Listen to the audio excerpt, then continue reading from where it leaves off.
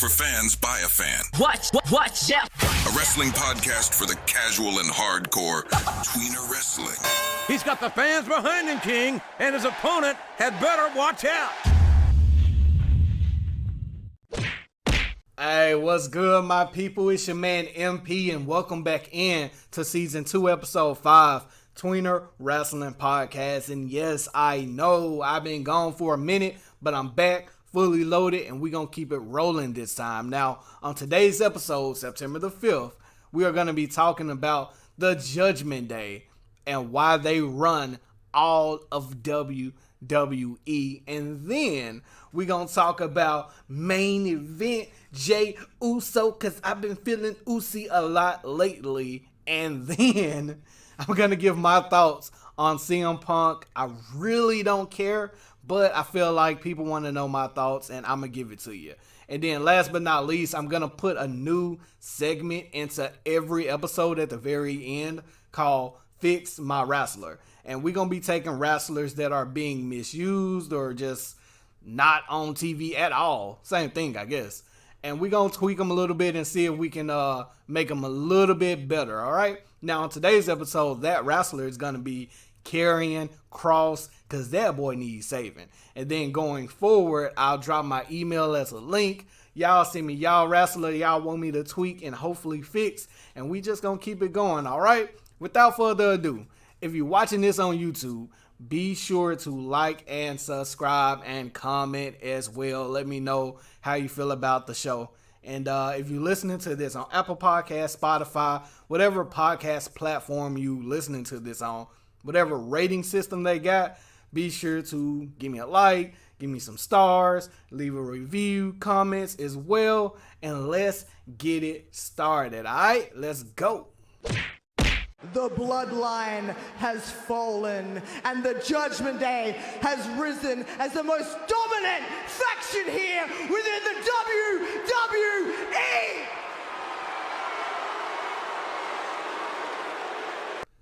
And she is spitting straight facts. The Judgment Day runs all of WWE. And in my personal opinion, I think they're going to take us through the rest of 2023, all the way up to at least the Royal Rumble at minimum, but at the longest, I can see them peaking and ending at WrestleMania next year.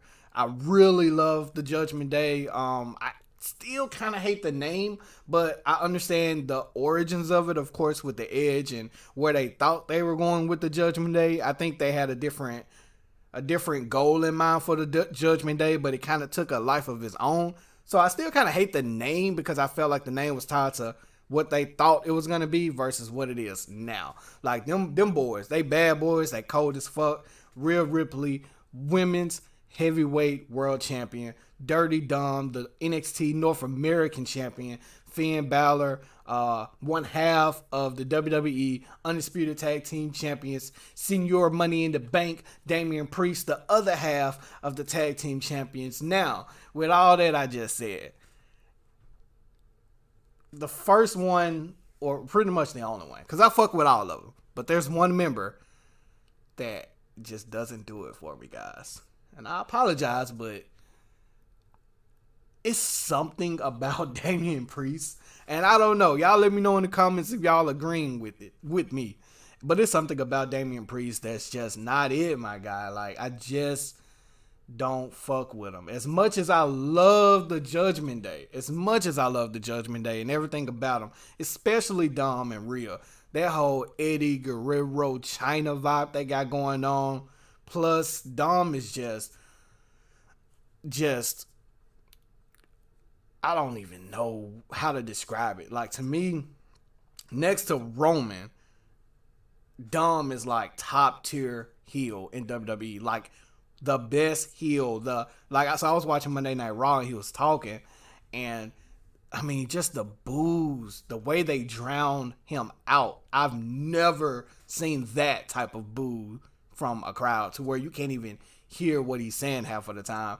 And then I thought to myself, is WWE adding like extra booze in from the production truck? And I'm like, no, this shit real. This shit authentic. Like, they really like booing the fuck out of Dominic, and I love that shit so much.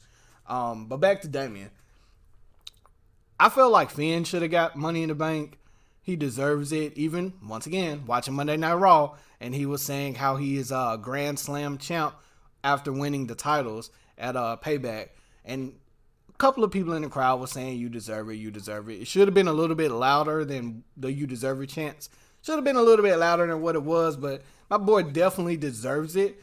And that's why I think I dislike Damian, because I feel like the position that Damian is in, it should be Finn. I feel like even though Damian was one of the first members of the Judgment Day, in my personal opinion, Finn is the unspoken, or maybe unspoken is the wrong word, but the unofficial leader. Even though they say they're all equivalents in there, like, I feel like Finn is really that dude, and he definitely deserves to be Mr. Money in the Bank and to be more like out front. And then if not Finn, of course, Rhea. To me, Rhea kind of the leader, but between the three males, I feel like Finn should be more out there. Because just think about it, guys. Think about it. Damian Priest, WWE champion. Damian Priest. And I'm really shocked because I just knew they were going to drop one of, like, either Damian or either the Priest.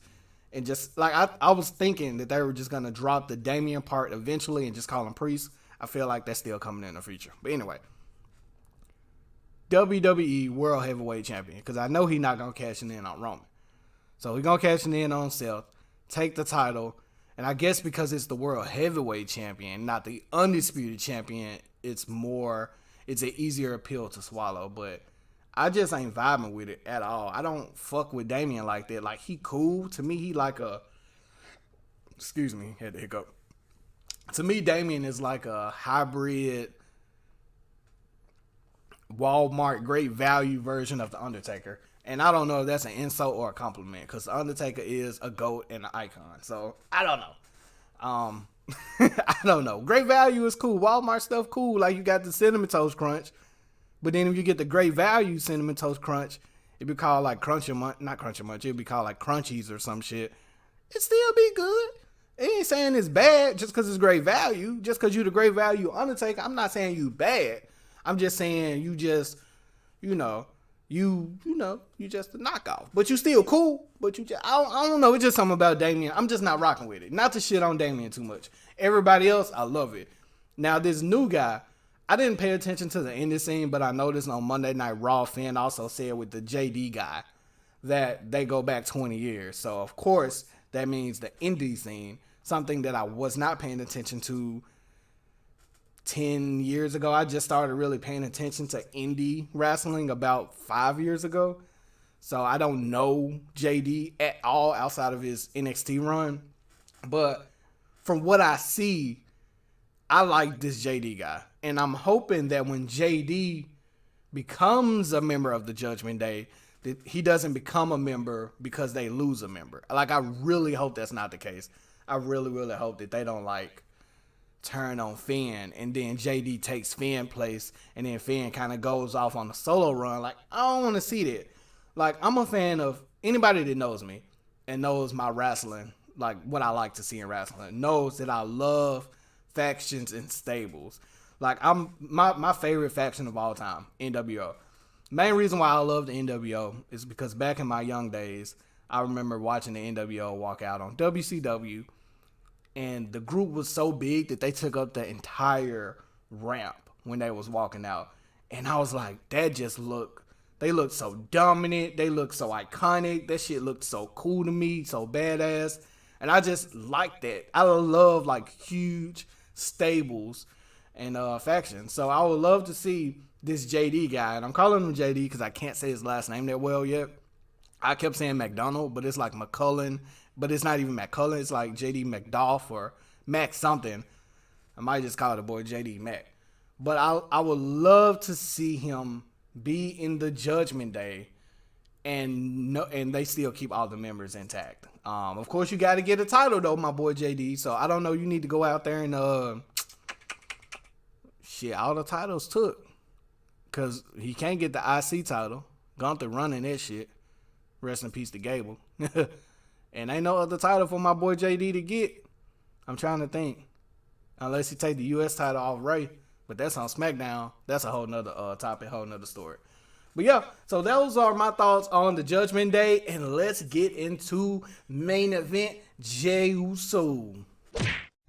Hold up right quick. I forgot to say one more thing about my boys and lady. The Judgment Day. Dominic Mysterio versus Rey Mysterio Survivor Series. That is my prediction. They're already planting the seeds for it. North American Champion versus United States Champion. 2 days ago, WWE had a video of Rey Mysterio walking away with the shirt of his son's face on his back crossed out. Then I heard this from Dominic Mysterio, and I'm like, yeah, they about to get into it. I just hope that there is a cool stipulation to the match. Make it a cage match or something like that. But here's the video and the soundbite from what Dominic said, and then we're going to get right into main event JEY USO. I think it's kind of sad that he feels the need to win a title to try and overshadow what I'm doing. But it doesn't matter because he's a United States champion. I'm the champion of all of North America, which includes the United States, Canada, and Mexico. And it's time for the juiciest part of the episode. We're talking about main event JEY USO. Now, he is officially a member of Monday Night Raw, while his brother is over on SmackDown taking care of his business. Now, how do I feel about it? It's about damn time. Let's see who has the true main event stardom power, or just a good solo. Who's the better solo act? Now, if I had to put money on it, JEY USO. I watched SmackDown and I watched Raw, and I saw two completely different crowd reactions. Now, Jimmy on SmackDown, they showed him love, but Jay had the crowd, the whole crowd with the up and down arms for an extended period of time. And I was like, I know that crowd, I know their arms getting tired, because my arms got tired watching them go up and down, up and down. They both got their own theme music. JEY USO's is still the same tempo, still the same sounding, still the same sound from the Usos entrance, but they changed the lyrics to it. Jimmy got some weird ass fucking Michael Myers Halloween intro. It starts off like it's a Halloween theme intro, and then it kind of gets into the hip hop urban shit. But it started off so weird, and I'm like, they need to work on that shit for real. He need to revamp that ASAP. For real. But if I had to put my money on it, like I said, JEY USO, to me, he got the look. He got more swagger, more charisma. Like, he just got it. Now, the one thing that they both need to work on that I noticed is a big gaping asshole that I noticed this. I think they so used to cutting promos together, and they play off of each other together, and they are the best on the mic as far as in the tag team division next to the New Day, that when they were by themselves cutting a promo, it was kind of cringe, but I still rock with them tough. The peak for Jay, I can actually see Jay, depending on how long they let this solo run last, the peak for Jay is I can actually see JEY USO being Mr. Money in the Bank and cashing in at WrestleMania on Roman. I don't know if they're going to go that far or they just going to let Cody go ahead and have his moment. But I can see Jay's peak is being Mr. Money in the Bank. Jimmy, I can see Jimmy having a US title run, an IC title run. But to me, it's something that he lacking, and it's cool. It's cool. It's kind of like how Big E and Kofi has held the WWE World Champion, but Xavier peak was King of the Ring, King Xavier Woods, and it's cool. We still love Xavier for that, but it just is what it is. I'm still excited. I really like JEY USO. Like, I really like JEY USO, and I didn't care about them at all a few years ago. Now, the crazy part about it, and let's speculate and let's try to guess, is that Adam Pearce said that because Jay came over to Raw, there'll be some compensation where they got to send somebody over to SmackDown. And I want to say, y'all correct me in the comments if I'm wrong, they said that the person that they're sending over is a part of a stable faction, whatever you want to call it, and that it could upset or will upset some of the WWE fans. So I started thinking, first it come to mind, I'm pretty sure the first thing that everybody gonna think about is, I hope it's not a member of the Judgment Day. I don't think so at all. And if that's the case, I might take some time to recover if that happened. But I highly, highly doubt it. So if it's not the Judgment Day, let's take them out of the equation because they the top act in WWE right now, period. Top act. Let's take them out of the equation. So who's left? You got the New Day as a stable faction, whatever. Then you got the OC. And I'm like, no one cares about the OC. So if you like took AJ Styles and sent AJ Styles over, no one cares. It's not an upsetting thing. And I'm like, I don't even know where the OC is. I don't know if they're on SmackDown or Raw. You know, no disrespect to them, but you got them. And then I came up with who I think it's going to be. Now, the people that I'm going to say, the stable, we care, but we don't care. You know, as long as it's not the Judgment Day, we care, but we don't care. So I think, and this is really using the process of elimination, because there's not really like that many stables and factions, unless they mean just the tag team by itself. But anyway, I think it's going to be a member of Alpha Academy that is going to get sent over to Raw. Now, Chad Gable just came off of an amazing, brutal match with Gunther for the IC Championship, which shout out to Gunther because now he's officially the longest reigning IC champion. And I just want to say this right quick while I mention his name. What most wrestling fans sometimes fail to realize is anytime a wrestler comes anywhere close to the longest reigning anything, WWE start talking about it a lot. Like when Roman Reigns got close to 1,000 days, they kept hyping it up. Like I knew he wasn't gonna lose prior to that 1,000 days. Like I knew that. Now after the 1,000 days, it's free game. He could lose it. But when they kept talking about Gunther beating the Honky Tonk Man's record, he ain't losing shit until after the fact. He ain't losing nothing. So I just want to say that. So going forward in the future, guys, if we see anything like Dominic, he is 30 days away from the longest reigning NXT North American champion. Like this is in the future and shit, right? Guys, don't put no money on him losing that until after he retains it and beats that record, okay? Anyway, going forward, Jey Uso. So Alpha Academy. So I was thinking, is it gonna be Gable? And I'm like, at first I'm like, it's gotta be Gable. And then they gotta put Otis and Maxine together and have them just go do their own thing. But now I'm thinking, it's still gonna be Alpha Academy, but maybe it might be Otis and Maxine, because I feel like Gable still has one more shot at the IC title, and I think that he's going to dethrone Gunther, but just it wasn't now. They had to let him get the record. I think he's going to dethrone Gunther at a pay-per-view event. So the draft compensation, and my guess, and we can book it, and y'all let me know in the comments who y'all think is going to be going over to SmackDown for the trade with Jey Uso, is I think it's going to be Otis and Maxine Dupri. And I can see the crowd getting a little upset at that just because they probably don't want Alpha Academy and the thank you and the shush, and they don't want to see that end right now. But that's all I can think of. But anyway, back to Jey Uso once again. Peak Jey Uso, Mr. Money in the Bank. I definitely can see that next year.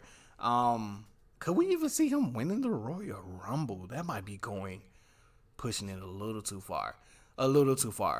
Now, as far as Survivor Series go, I don't know when exactly is Survivor Series. I feel like that should be the next pay-per-view event, but I feel like Fastlane is the next one. But I would also like to see Jimmy and Jay go at it at Survivor Series as well, since it's typically brand against brand. I would like to see that, and I would like to see Jimmy go over on top. Now, I'm going to say this, and then we're going to move on to the next topic. The reason why I'm on I'm backing Jimmy and not, I'm backing Jay and not Jimmy. Excuse me. It's because, unfortunately, I feel the same way that I think WWE feels about Jimmy. Y'all gonna tear me to shreds for saying this. Jimmy is the one that's always getting the DUIs. Jimmy is the one that's always in fucking trouble. Jimmy the one that just can't. He seemed like he can't get it together, and Jay is more trustworthy. Jay is also looks like he's in better shape. He just has a better package, and people have to understand this is a business. And who am I gonna promote? Am I gonna promote the guy that could possibly, I put him at the top and then he get in trouble with a DUI or some shit? Hold on, let me take a sip of this drink. Throat getting dry. But I'll be just a little worried if I'm gonna put money and put the business behind Jimmy, and then Jimmy out here getting DUIs and shit, versus Jay, who keeping it clean and he has a better image. That's the main reason why I'm rolling with Jay. Now, before y'all get y'all panties in a bunch, let me remind y'all that sometime last year, I can't remember exactly last year, but the Bloodline was at the top of one of their many different storylines, and Jimmy got in fucking trouble and got a DUI. And they didn't suspend him, but I want to say he didn't make an appearance at one particular show. But they didn't suspend him. But they typically do suspend Jimmy, but they could not suspend him. I think they gave him a fine, but they could not suspend him, because I remember I was like, oh shit, it's finna fuck up the whole story. They could not suspend him just because the story was just so good. So I think they just overlooked that one particular time. But if my thoughts serve me right, I want to say Jimmy has got a DUI like 3 fucking times. And I just can't put no strap on my boy. And then, unfortunately, you might get in trouble. And now I got to find a way to write you out the fucking TV or some shit. So I hate to say that, but I just need Jimmy to just show that he can be more dependable. And until then, I'm rolling with JEY USO main event. All right, let's get into the CMPunk topic. Today I had to make one of the toughest decisions of my professional career. Today I terminated Phil Brooks, CMPunk, for cause. This stems from a backstage incident at AEW All In last Sunday. The incident was regrettable, and it endangered people backstage. That includes the production staff, the people who help put the show on every week, innocent people who had nothing to do with it. I've been going to wrestling shows for over 30 years. I've been producing them on this network for nearly 4 years. Never in all that time have I ever felt, until last Sunday, that my security, my safety, my life was in danger at a wrestling show. I don't think anybody should feel that way at work. I don't think the people I work with should feel that way. And I had to make a very difficult choice today. It came at the recommendation of a discipline committee here in AEW, as well as outside legal counsel, who delivered a unanimous recommendation. And I have followed up on that recommendation. I'm sorry to any fans who are upset by this. I'm sorry to anyone who's upset by this. All right, man. All right. So we just heard from Tony Khan. CMPunk. We're going to make this super quick, guys, because I swear I don't care. So, CMPunk came to AEW. I almost fucking cried. Next to when Edge came back at the Royal Rumble, that almost made me go into tears when CMPunk music hit on, I think it was the first episode of Rampage, I want to say. And I was happy. And then I noticed that when he started wrestling, it went the first match, but it just like when he kept wrestling. But it went the first match. But when he kept wrestling, I noticed that he lost the step, which it's expected when you go that long without wrestling. Then you take age and nutrition into consideration, blah, blah, blah. But then I was like, can I really say that? Because Edge old as dirt, but Edge still can go. Like, he never lost a step.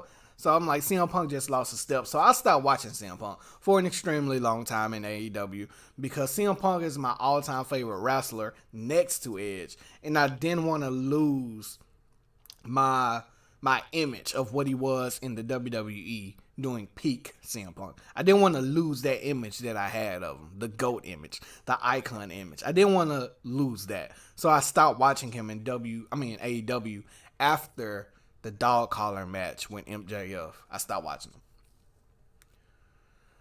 Then I started listening to different people. The Notorious Nerdy D, one of my favorite wrestling podcasters. Check him out. I started listening to like certain people in WrestleLamia, one of my favorite YouTube wrestling shows that I watch as well.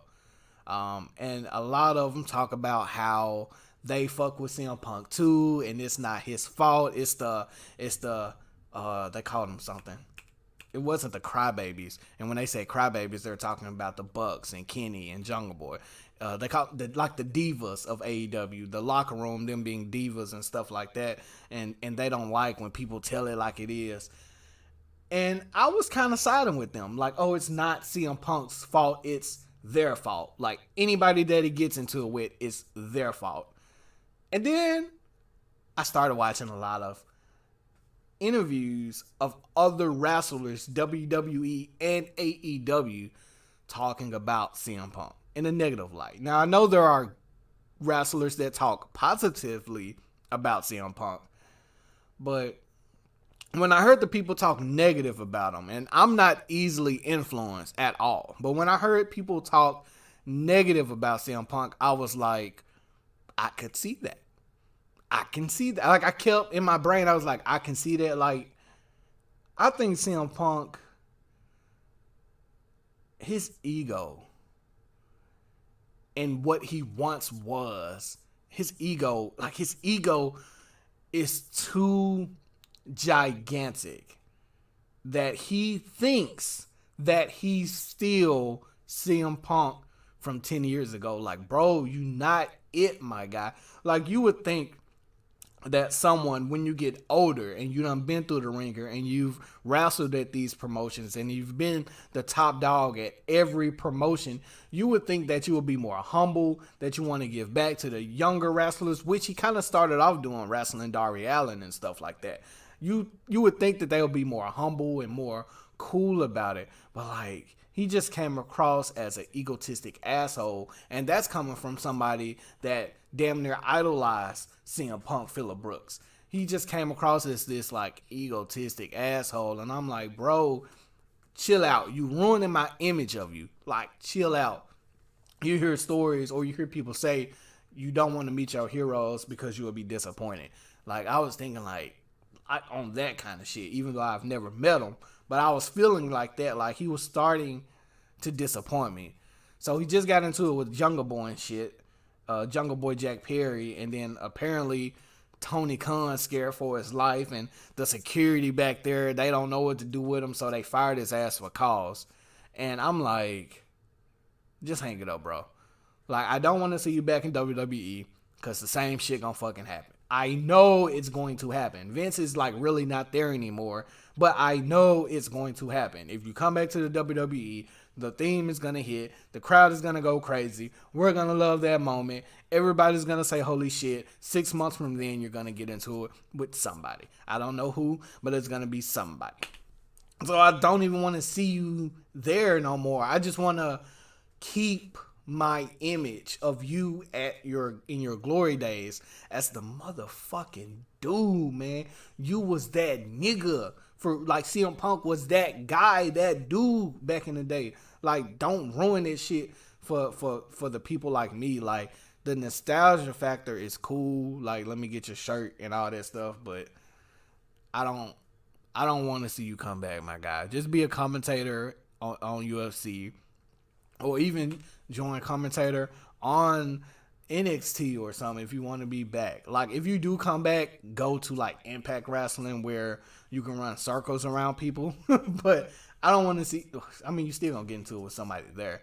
I just feel like he just, much respect to him, but I just feel like he just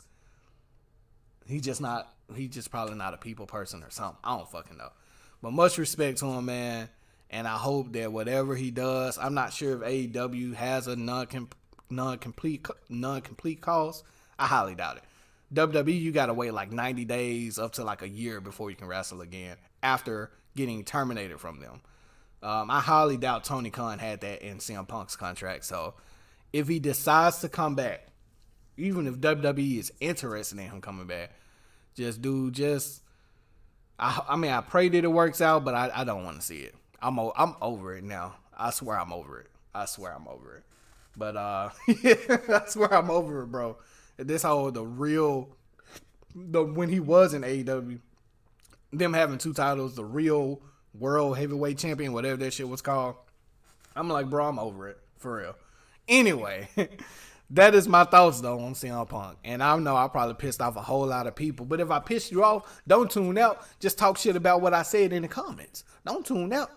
Just give it back to me. That's all I want to say. Let me know if I'm wrong. Let me know if the way I'm thinking about it is fucked up. Give it right back to me, all right?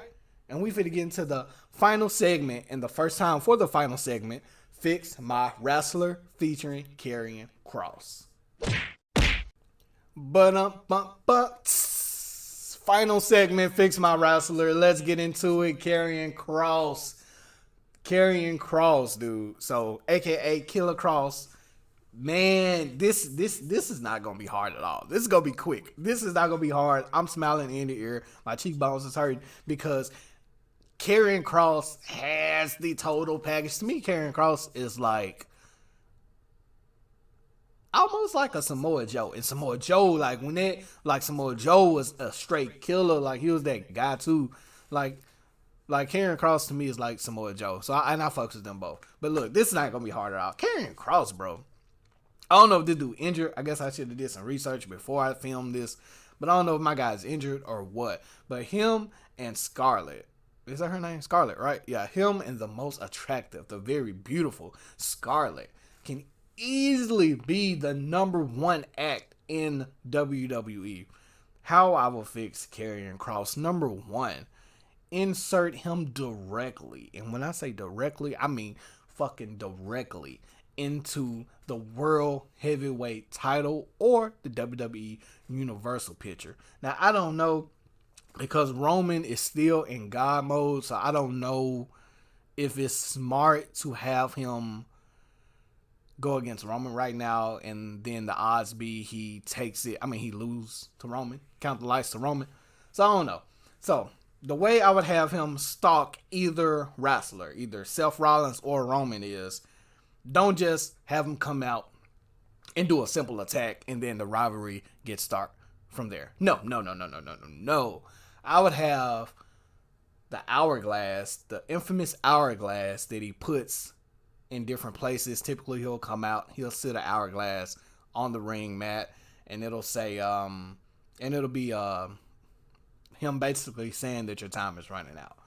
So I would have like a backstage segment or something where Seth or either Roman runs into, starts to see like hourglasses everywhere. So as soon as people see the hourglass, they're going to know off top it's Karrion Kross. And I feel like if Roman is talking shit, like just picture this, guys. Sit back. I'm going to sit back. Picture this. Roman and the wise man sitting in Roman's locker room. And then there's a knock. Roman has a gift. Think about it. I'm taking y'all on this. Think about it. There's a knock at the door. There's a gift for Roman. It's wrapped up. It's an all black satin gift with a red bow on it. And there's like a playing card on like kind of sticking. You know how like people have like cards on a gift wrap or something, like little, like cards, note cards saying like, hey, congratulations or whatever like that. There's a playing card because I want to say like Karrion Kross had like a playing card as well, a part of his gimmick. So it's wrapped in all black, red bow or just a black bow with the playing card on it. Okay, so you see the playing card and you like, who the fuck leaving playing cards behind? So they open it and it's hourglass. The crowd is going to not necessarily erupt, but they're going to get loud. It's going to get loud in there. And then he's like, just think about the look on Paul Heyman's face when Roman looks at him like, what the fuck is this? So that's the first sign of the hourglass. That's the first sign of Karrion Kross. And then like, let's say next SmackDown, we do something where Karrion is not there, but Scarlett is. And Scarlett says something to Paul Heyman, not directly to Roman, because like it's mind games. You got to build the anticipation. So let's say Scarlett and Paul has some type of interaction, and then there is I would even go as far as let Scarlett with the red lipstick kiss Paul Heyman on the side of the face, just as a tease, like we coming, and that'll be just so hilarious for Paul Heyman to have a like red lipstick on the side of his face, and then he runs back to Roman, and then Roman like, oh, you making out with her? Damn, I kind of sound like Roman when I said that. Oh, you making out with her? This is what we're doing? And then he's like, no, my tribal chief, no. Like it'll be hilarious. And then the mind games just continue until Roman gets pissed off, goes to the ring. He says, I'm about to handle this. We're not going to make it to whatever pay-per-view event that is coming up. I'm going to handle this right now. I know it's you. Show yourself. Come out here. And then the lights go black. And then whatever theme music hits. And then once again, Scarlett comes out. And it's not Karrion Kross. Scarlett comes out, walks slowly and attractively down to the ring, sits in Hourglass once again on the ring mat, and then as Roman and Paul look at the Hourglass, Karrion comes from behind, from under the ring, and he comes from behind, and let's say Roman pushes Paul into Karrion, and then Karrion chokes out Paul in a sleeper hole, and then Roman slides out the ring and kind of runs past Scarlett as Scarlett stares at him, and then Paul Heyman just gets choked out in the ring. And then that, to me, will build a great rivalry for Karrion and Roman. Now, I would want, like, if I was the storyline, like, I would want this rivalry to happen more so next year, because I just don't feel like Roman is gonna lose until after the Royal Rumble or after WrestleMania or at WrestleMania. So this is what I would do. Now, you can take Roman out and insert Self, but I think a lot of the interaction between Scarlett and Paul Heyman is just really gold. So that's why I was rolling with Roman Reigns and Karrion Kross rivalry. I think that would be awesome. Now, that's really the only way I can think about fixing him, because if he just does something simple like win the Money in the Bank, I feel like he's still going to be an afterthought, kind of like how Austin Theory was when he was Money in the Bank. And if he wins the Royal Rumble, it's like, how many people win the Royal Rumble and successfully wins the title at WrestleMania? Like, I can't remember the last time that happened for the men's. The women's, it happens all the time. They win the Royal Rumble, then they win at WrestleMania.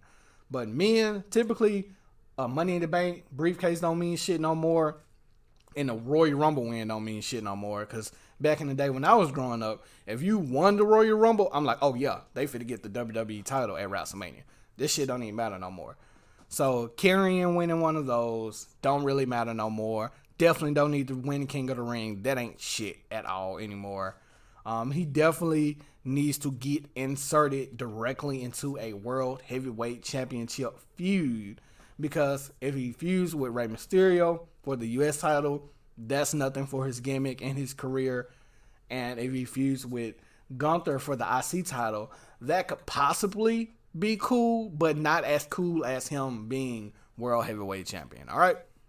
With that being said, Karrion Kross, you are officially fixed.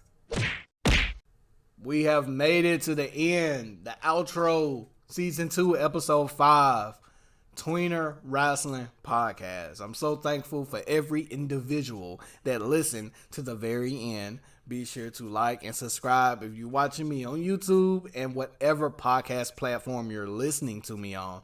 Don't forget to leave a review and a rating. I would greatly appreciate it. Now, episode 6, I am going to be talking about my top 10 NXT, maybe not NXT, or just top 10 women in the WWE right now that have bright futures. I'm going to be talking about that on episode 6, so make sure you guys tune in for that. Once again, if you guys would love to be on this lovely podcast of mine, just hit me up at podcasttweener@gmail. That's podcast, TWEENER, podcasttweener@gmail. Come on, let's debate some shit, and let's have fun, all right? Until next time, guys, I'll see y'all later.